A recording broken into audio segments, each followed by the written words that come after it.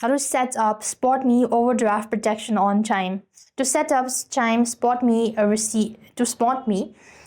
you need to first of all meet the eligibility. That means ensure you have a Chime checking account with at least $200 in total qualifying direct deposit every 34 days.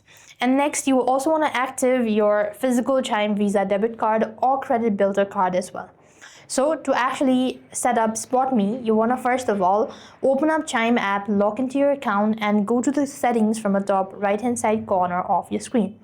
So while you are in the settings section, you want to select SpotMe from the list. You could find it right over there. Then all you need is toggle SpotMe on and accept the terms and conditions as well.